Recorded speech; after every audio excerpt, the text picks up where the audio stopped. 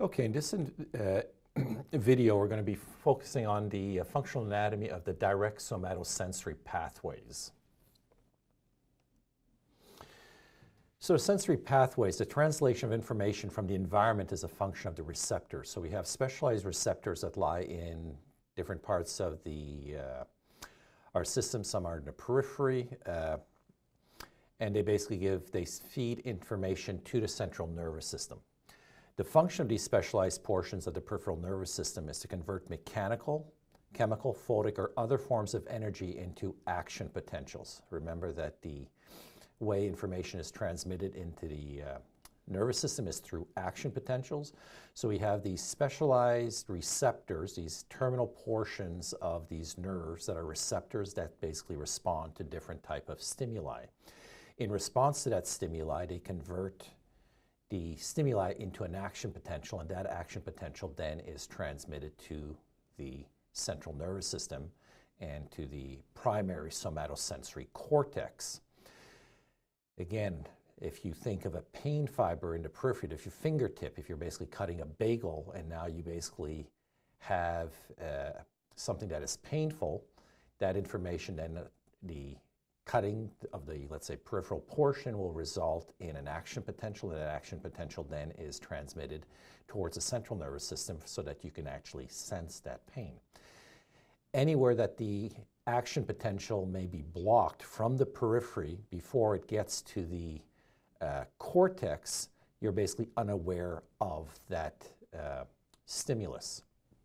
Again, whether it be going to a dentist, for example, where the dentist basically numbs the axons of the pain fibers so that the action potential doesn't actually reach the cortex. So even though the dentist may be doing some procedure on you, generating pain, the action potential that's generated by those receptors doesn't actually reach the cortex, so therefore you're unaware of the pain and you don't react to it.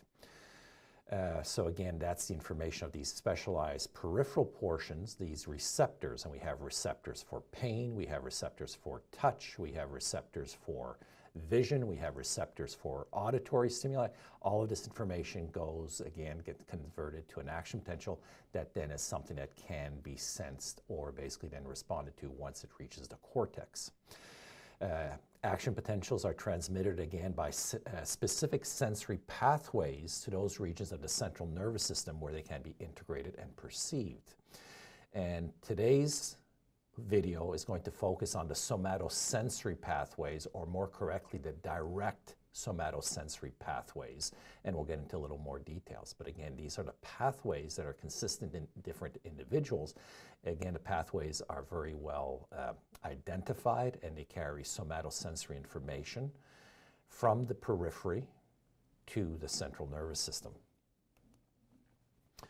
So the direct somatosensory pathways are of major importance in understanding and interpreting neurological diseases, and there's an accompanying video to this one which will talk about those clinical lesions. Now, the direct somatosensory pathways are the ones that we can use clinically because they carry very, very specific information, and that we know that if there's any type of a deficit in that pathway, the person will have a loss of a somatosensory parameter. So therefore, lesions at different levels of the neuroaxis alter sensory function in different ways. By correlating the patient's signs and symptoms with the anatomical distribution of these pathways, neurological disorders can be localized, and as I've said earlier, we will have an accompanying video that will go into these lesions. So the somatosensory pathways consist of 3 orders of neurons now. We're not saying 3 neurons, we're talking about 3 orders of neurons. So we have first order neurons, we have second order neurons, and then we have third order neurons. So there are certain generalities of these first order neurons. The first order neurons for the somatosensory pathways are the peripheral nerves. These are the nerves that have a branch in the peripheral nervous system. Their distal tip has a specific receptor, and when that receptor is disturbed and an action potential is generated, it basically carries information into the central nervous system. These first order neurons are dorsal root ganglion cells, and they have their cell bodies in the dorsal root ganglia. Those are the first order neurons. Another characteristics of first order neurons is that they remain ipsilateral.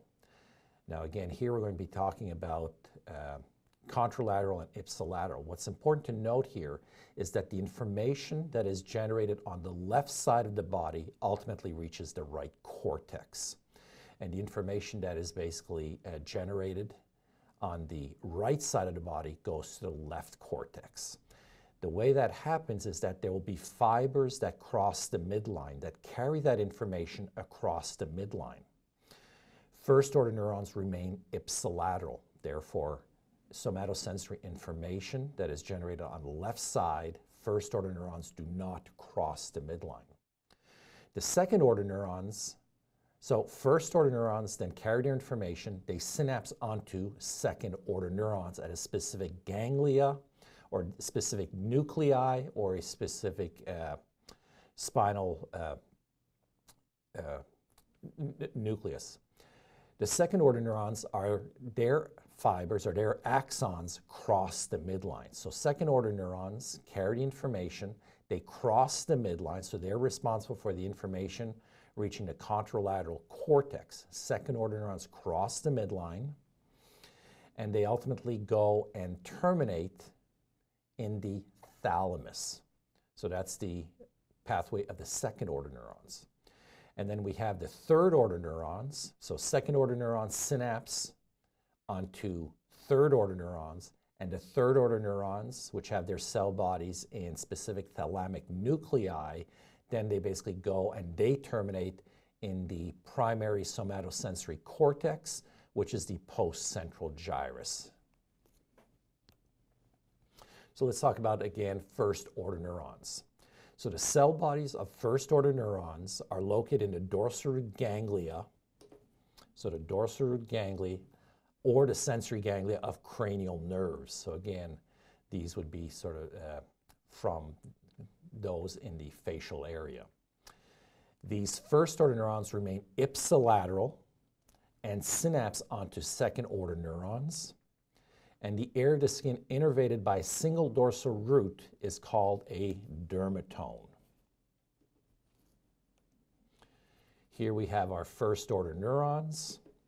So first order neurons, if I'm talking about a specific receptor in the periphery, so this is a little receptor, it's a terminal portion of a first order neuron. The first order neuron is carried in a mixed nerve. It basically enters, here we have the dorsal root ganglion, that's where the cell body resides, and then we have a branch that actually goes into the central nervous system via the dorsal roots. So that's the first order neuron. So this is our first order neuron that we see here, the sensory portion here, and then the axon that carries the information towards the central nervous system and into the central nervous system. Now we talked about a dermatome, and as we saw that first order neuron that basically, again, we have periphery. Now remember, we have many of these receptors in the periphery. They're all carried in these mixed nerves. Their cell bodies are all located in the dorsal root ganglia. They enter the spinal cord, where they basically then will do certain things. A dermatome is if I have, for example, this dorsal root right here. If that was basically, this dorsal root represents the dermatome shown here on the right in this individual. So we can see that these dermatomes is the entire area. So here I'm just going to highlight this dermatome L3. So if we were looking at an area where the dorsal root shown here, if this was, let's say, L3 for example, this is the entire sensory area that is innervated by that dorsal root at that area. So that's a dermatome from these lesions. So again, you can see as far as the different levels on this diagram is represented by the different dermatomes. Now let's talk about second order neurons. So these first order neurons now synapse onto second order neurons. Cell bodies of these second order neurons are located in either the gray matter either the gray matter of the spinal cord or in relay nuclei. And you've seen these in your cross sections, either the cuneate or the gracile nuclei located in the medulla. Their axons cross the midline and project. By project, we mean they terminate in specific nuclei of the thalamus, where they synapse onto third-order neurons. So it's important that you understand that second-order neurons cross the midline, and then they basically go and they project to the thalamus, and then they synapse onto third-order neurons. The third-order neurons now, they have their cell bodies located in specific nuclei of the thalamus.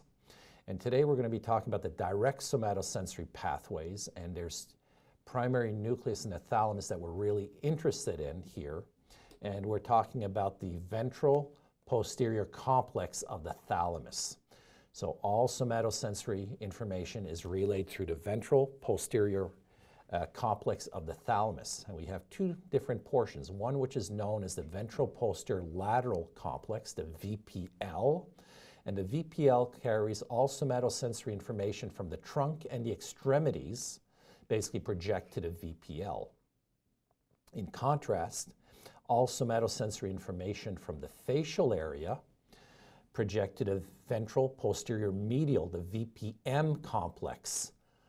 And that's, again, all information, somatosensory information from the face area goes to the VPM. So the VPL and the VPM are both part of the ventral posterior complex of the thalamus. That's where these cell bodies reside. So that's where the third-order neuron, that's where the second-order neurons synapse onto the third-order neurons, and then the third-order neurons project or terminate in the primary somatosensory cortex, or what we refer to as S1, the primary somatosensory cortex. And talking about the somatosensory cortex, so the primary somatosensory cortex is located in the postcentral gyrus of the parietal lobe and is concerned with discriminative aspects of reception and appreciation of somatic sensory impulses. Third-order neurons or their axons terminate in the postcentral gyrus in an organized fashion. And this organized fashion we can see here in this diagram, that you can see that here we have an area where there's the foot, the leg, and it's all in an organized fashion as we basically look at the postcentral gyrus. You can see that there's different parts of the body have a different overall size. You can look at the hand is extremely large, whereas the arm and the shoulder area is quite small, the representation on the cortex. And this overall representation is indicative of the number of receptors in those parts of the body. So the hand, for example, has a lot of touch receptors. So therefore, our ability to discriminate with touch is very, very high. Therefore, the area of the cortex represented by the hand will be larger than, let's say, the area represented by the shoulder, for example. The facial area we can see here is extremely large because, again, we have a lot of receptors. In our lips, the tongue, and our facial area, we have a lot of these receptors, so they're going to occupy a larger area of the postcentral gyrus than other areas that have less receptors. There's less, a smaller density of receptors in those areas. So again, it's sort of this body map that is representative of the receptors. Okay, today we're going to be focusing, as I've said earlier, on the direct somatosensory pathways. And the direct somatosensory pathways are of major importance in understanding and interpreting neurological diseases. The two that we're going to be focusing on today is the dorsal column medial lemniscus pathway. Dorsal column represents this pathway in the spinal cord, and the medial lemniscus represents the pathway in the brainstem. And we're going to be drawing this pathway in detail. And the second pathway, direct pathway, is the anterolateral system, or what we refer to as the ALS. And the anterolateral system is where it's located primarily in the spinal cord and parts of the brainstem. So these are the two direct pathways that we're going to be focusing on today. So let's focus first on the dorsal column medial lemniscus, the DCML. The DCML is important in humans and is critical for highly discriminative tactile sensation called stereognosis and for fine motor control. So what do we mean by stereognosis? If, for example, you were sitting in a classroom, you had your book bag with you and your cell phone was in your book bag, and your cell phone, let's say, started ringing, you'd be able to reach into your book bag and locate your cell phone without actually seeing it. So you would have receptors in your fingertips that would basically try to, grab a hold of different items in your book bag, and you'd, let's say, grab a pen, you might grab an eraser, you might grab a book, finally you grab your cell phone and you know that's my cell phone. That's the information that's being carried on the dorsal column medial lemniscus pathway. So therefore, a way we would test it clinically is you'd put an item in a patient's hand, let's say like a pencil, without the patient actually observing what you put in their hand, and they will be able to identify, yes, that's a pencil. An inability to identify what was in their hand, the loss of this ability to, let's say, stereognosis, would mean that there would be some type of a deficit or lesion in that pathway. Now, these direct pathways, there are indirect pathways that carry some of the information to the central nervous system. So that patient who had a lesion with the dorsal column medial lemniscus would be able to tell you that something's in their hand, but wouldn't be able to identify it. So they would have some crude touch, they'd know something was there, they just wouldn't know what it was. So again, the direct column medial lemniscus carries very, very specific information. The DCML also provides information, or is an important pathway for transmission of conscious proprioception, for example, joint position sense.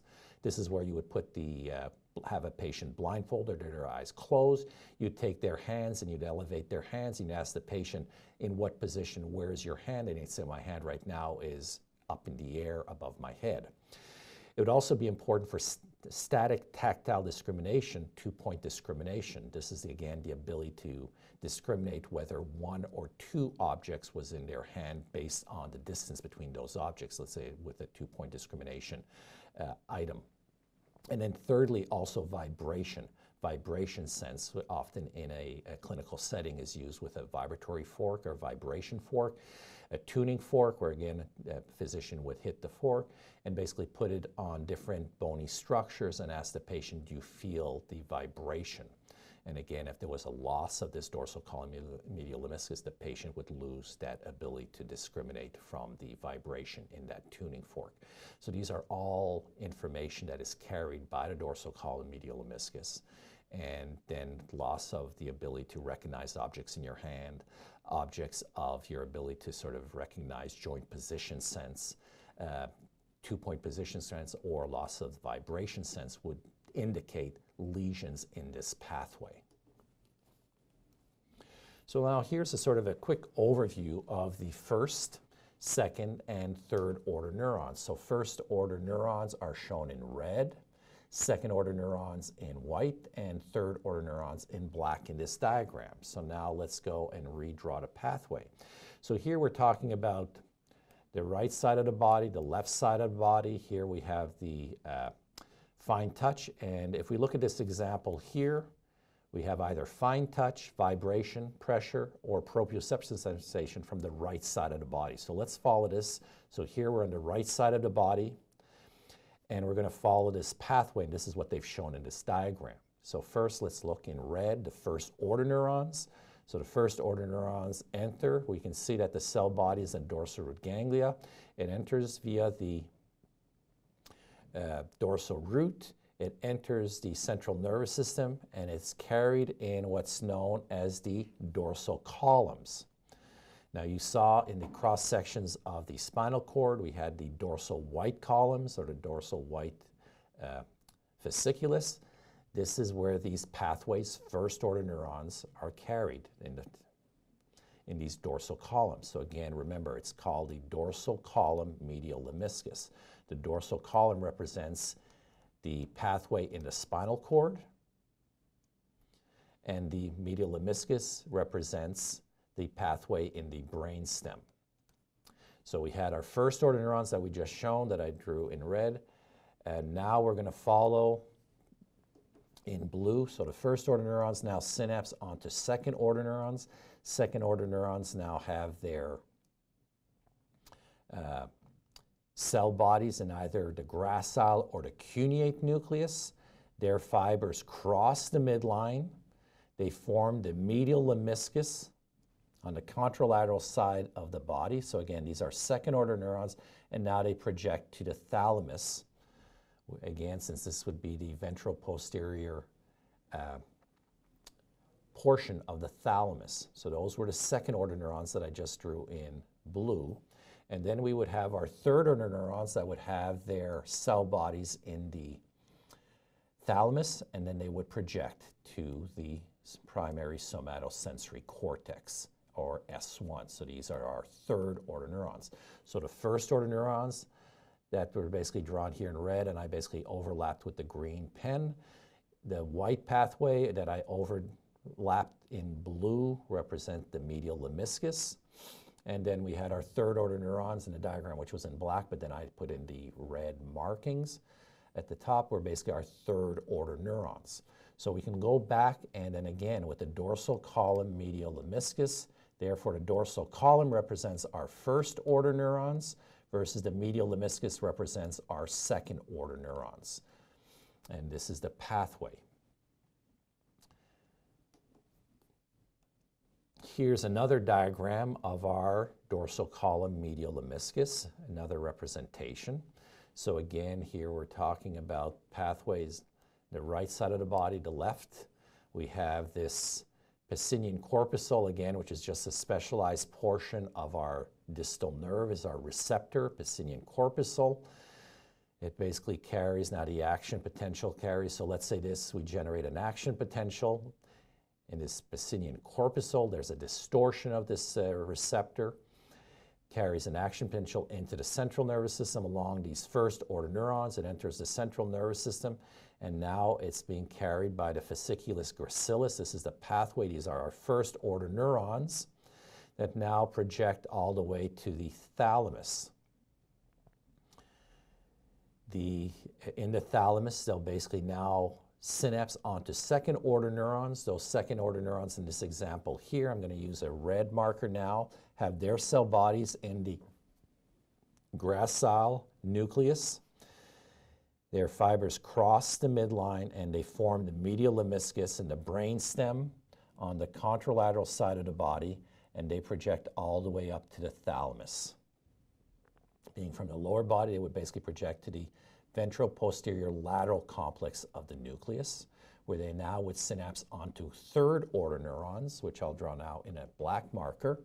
Now the third order neurons have their cell bodies in the VPL, and they would project now to the primary somatosensory cortex, X1 on the S1 on the left side. So you can see how information, somatosensory information from the right side of the body reached the left cortex. So again, it projects to the contralateral cortex. Remember, it's the second order neurons that cross the midline. Now from your diagram from Haynes' anatomy, again, we can see this diagram, and here we have slightly different information, or from a different part of the body. Here we have the right side of the body, the left cortex. So here we have information starting from the left side of the body, somatosensory information. We have first order neurons, so the peripheral portion we would have a receptor. We have our dorsal ganglia. It enters into the central nervous system and now is carried in the dorsal column. So that's what I'm drawing here. These are our dorsal columns. Now you know that the dorsal columns were either divided between the gracile fasciculus or the cuneate fasciculus. The gracile fasciculus carries information from the lower extremities and the lower body, anything below T6. And the cuneate fasciculus carries first order neurons from the upper extremities or the upper body, anything above T6. First order neurons in the gracile fasciculus project to the gracile nucleus, which is in the medulla, whereas information or first order neurons from the cuneate fasciculus from the upper body will project to the cuneate nucleus, which is again in the medulla. So if we look now at this information here in this diagram, the central diagram, from the lower extremity, LE, from the lower extremity on the left side, we have our first order neurons entering the spinal cord, forming the gracile fasciculus, and now projecting to our gracile nucleus. There, they synapse onto our second order neurons, which is shown here in red. Those second order neurons now cross the midline, they form the medial lemniscus, and they project to our VPL on the right. And then they synapse onto second order neurons, and those second order neurons then would basically now go and project to the primary somatosensory cortex. In blue, we're going to basically now somatosensory information from the upper extremities. So now we're talking about the upper extremities on the left side of the body. We have our first order neurons, dorsal root ganglion cells. They enter the dorsal root. They form now the cuneate fasciculus, and they project to the cuneate nucleus in the medulla. They then synapse onto second order neurons, which are shown now here in this blue. Their fibers cross the midline, and they project to the VPL on the right thalamus. And then from the VPL, they synapse onto third order neurons, which now cross the midline and project to the primary somatosensory cortex on the right. So again, you have this diagram in your Haynes neuroanatomy, and again, it just shows the different fibers. Just let me define one more subject here, is these crossing fibers of the second order neurons you've seen in cross sections, and those are the internal arcuate fibers. So the internal arcuate fibers are the fibers that we've seen before. You've seen them in cross sections. Those are those fibers crossing the midline. And here's a blank page, again just showing, and I'm just going to review quickly. We have our first order neurons, and if we're talking about first order neurons, if this is the right side, here's the left side. So from the left side of the body, we have our first order neurons from our DCML entering their dorsal ganglia cells. They enter, and then they basically form the dorsal columns. These are first order neurons, so they enter the spinal column. Again, from the lower extremity, they basically will go up, and they will project then in the medulla to the gracile nucleus. Now in the gracile nucleus, these first order neurons will synapse onto second order neurons. Their cell bodies are in the gracile nucleus. Their axons now cross the midline as the internal arcuate fibers. They form the medial lemniscus, and they will project up to the VPL. So this here is the medial lemniscus, and they project to the VPL, and in the VPL they will now synapse onto third order neurons with their cell bodies in the VPL, and then they will project to the portion of the primary somatosensory cortex represented by that body part where it initiated. So again, somatosensory information from the left side of the body projects to the right cortex because of the crossing fibers of our second order neurons. So it's important that you appreciate these different pathways of the dorsal column medial lemniscus. Again, remember that the information carried by the DCML is our stereoagnosis, fine touch,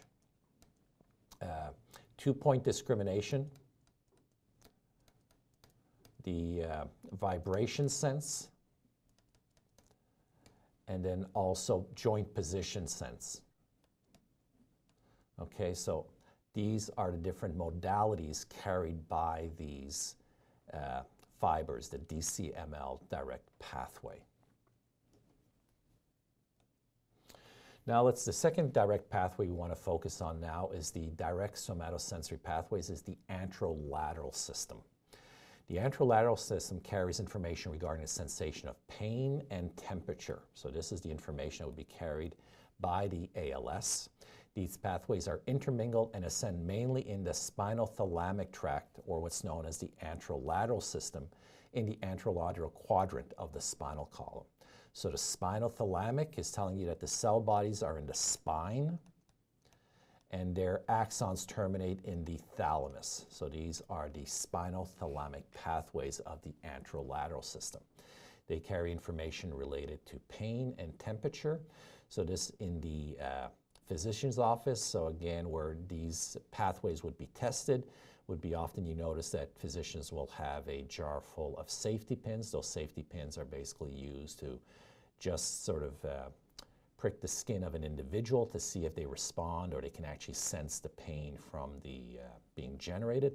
Or you can put a cold object or a hot object, not scalding, but cold or hot in an individual's hand or different parts of the body, and ask them, can they discriminate? Is it hot, cold, and can they actually sense that difference? So this is how these pathways would be tested in a patient or in a clinical setting.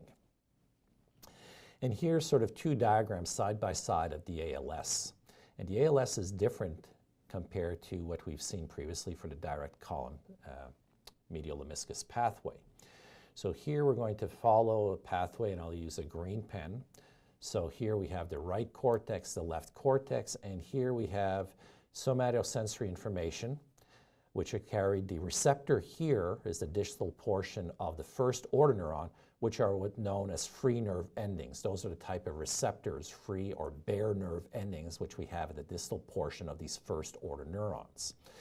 These first order neurons, this information is carried into the central nervous system. And again, these first order neurons are dorsal root ganglia cells. Their cell bodies are located in the dorsal root ganglia.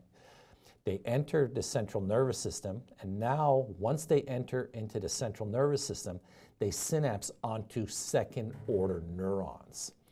And now we have the second order neurons that have their cell bodies in the spinal cord. Their axons now cross the midline, so we're still in the spinal cord, and they form the anterolateral system. And now these second order neurons will project all the way up to the thalamus. So these were our second order neurons, and they form the ALS, or what's viewed here as the lateral spinal thalamic tract. So this is the anterolateral system. And once these second order neurons reach the thalamus, they synapse onto third order neurons. And these third order neurons have their cell bodies in the thalamus and the VPL if it's from the lower part of the body. And they now project to the primary somatosensory cortex. So again, information originating in the right side of the body reach the left somatosensory cortex. Now we can basically look at a diagram on the right side, this diagram here, and now we can look at some of this information, and let's follow the pathway here again just to summarize. You can see how this pathway is different than the dorsal column medial lemniscus, and this will be important when we get to clinical correlations that you understand these differences. So here we have an example. So again, if we basically have the right side of the left, so here we have the left foot. There's a match that is struck. Let's say a person was walking around barefoot. An individual drops a match on the floor, puts it out, drops it on the floor, but the match is still hot. The person steps on it, and now you have action potentials being generated in the receptors of these first order neurons. First order neurons, now an action potential is generated by those pain receptors. These are dorsal root ganglia cells. They enter into the central nervous system, where now they synapse onto second order neurons. The second order neurons, now that I'm going to basically overlap in green, have their cell bodies in the spinal cord. Their axons now cross the midline, and they form what's known as the anterolateral system, or the spinothalamic. And basically these axons now, without synapsing, project all the way to our VPL in the thalamus. And there, once they reach the VPL, they synapse onto third order neurons, which I'll draw now in red.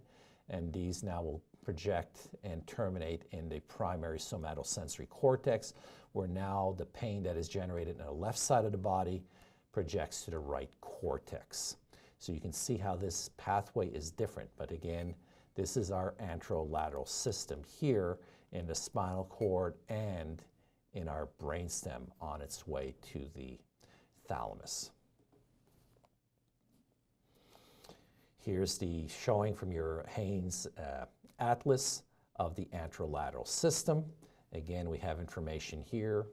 This is the right cortex. We have the left side of the body here. You can see in red, I'm going to overlap this here with our first order neuron, dorsal root ganglia.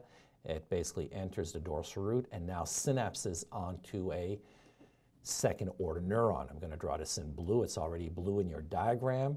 You can see the axon crosses the midline. That's what second order neurons do, and forms what's known here that I'm drawing this whole large area here in blue in your sort of the ventrolateral portion of the white area of the spinal cord is what's known as the anterolateral system. Okay, so this anterolateral system here, I'll just continue this pathway here. Those second order neurons now will basically go and project all the way up to our VPL, and then the VPL we have synapse onto third order neurons, which cell bodies in the VPL, and they'll project again to the proper area of the cortex. So again, information from the left side of the body reaches the right cortex because of the crossing second order neurons. So now we can redraw this pathway. And again, it's going to be important that you understand these pathways. I'll just use a black marker here. And now, so again, if this is the right cortex, left cortex, so from the right side of the body, we have our first order neurons entering in black. They basically synapse onto second order neurons. Second order neurons now I'll draw in red, and they cross the midline, and then they form the anterolateral system, and they project up. So again, if we have our second order neurons cross the midline, form the anterolateral system, where now they project up to the VPL. Once those second order neurons reach the VPL, they synapse onto third order neurons that have their cell bodies in the VPL, and now they project to the portion of the cortex represented by that body part. Again, so information, somatosensory information related to pain and temperature from the right side of the body ends up in the left cortex. So this is the end of the video. The next video was basically showing you your cross sections that you've had, that you've already gone through, cross sections of the spinal cord, the medulla, the pons, the midbrain. And we're going to see these different pathways, the dorsal column medial meniscus pathway and the anterolateral system, again, reviewing as a source of review of what you've already seen in the different units 6, 7, 8, and 9 of the anatomy course. Then there's also followed up with a clinical correlation where you're given 5 different clinical correlations, and that basically knowing how these pathways run and the deficits that the patients have, you'll be able to determine where the lesion exists. And again, you're focusing on where there's a break in the pathway from the periphery to the cortex. And again, if the information doesn't reach the cortex, then a person is unaware of that sense. So again, that's to follow.